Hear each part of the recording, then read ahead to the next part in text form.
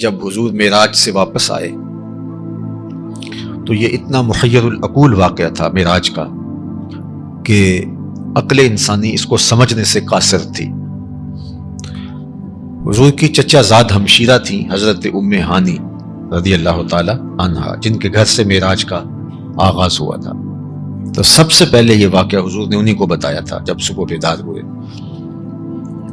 تو انہوں نے کہا کہ میری گزارش ہے کہ آپ یہ واقعہ کسی کو بیان نہ کیجیے گا، اس سے لوگ مذاق اڑائیں گے۔ لیکن حضور اللہ کے حکم کے مامور تھے، تو آقا کریم نے اس واقعہ کو لوگوں کے سامنے بیان کیا۔ تو ابو جہل نے تو اس موقع کو غنیمت سمجھا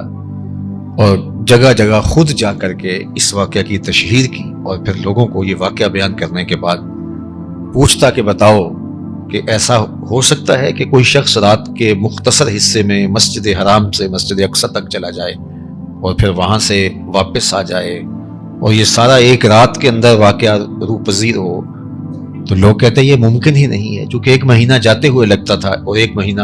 واپس آتے ہوئے لگتا تھا، اور اگر کوئی چھو کر بھی آ جائے تو کم از کم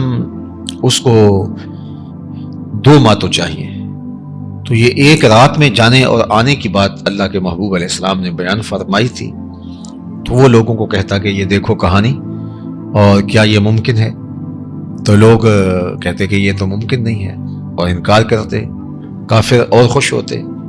علامہ محمود آلوسی شکری بغدادی علیہ الرحمہ نے روح المعانی کے اندر لکھا کہ جو نئے نئے اسلام لائے کچھ لوگ تھے، کچے ابھی تھے، پختہ تر نہیں ہوئے تھے،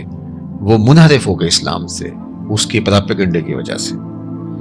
اور اس طرح کی حوصلہ افزائی جب مخالف کو ہوتی ہے تو پھر وہ اور اپنی جد و جہد کو تیز کر دیتا ہے، حتیٰ کہ وہ ابو بکر رضی اللہ تعالی عنہ سے ملتے ہیں اور مل کے کہتا ہے کہ اگر کوئی کہے کہ رات کے مختصر حصے میں مسجد حرام سے مسجد اقصی گیا ہوں، پھر وہاں کچھ وقت گزرا، پھر واپس پلٹ آیا ہوں، اور یہ سارا واقعہ ایک رات میں ہوا ہے، تو کیا اس بات کو تم مان لو گے؟ فرمایا کہ ایک مہینہ جاتے ہوئے لگتا ہے، ایک آتے ہوئے لگتا ہے، تو ایک رات میں یہ کیسے ممکن ہے؟ اس نے سمجھا کہ لوہا گرم ہو گیا، اب چوٹ پورے ٹکانے پہ بیٹھے گی، تو کہا کہ پھر جن کا تم کلمہ پڑھتے ہو انہی نے یہ کہا ہے۔ تو حضرت ابو بکر نے کہا لئن قالہ فقد صدق فاصدقہ، اگر انہوں نے کہا ہے تو سچ کہا ہے، میں اس کی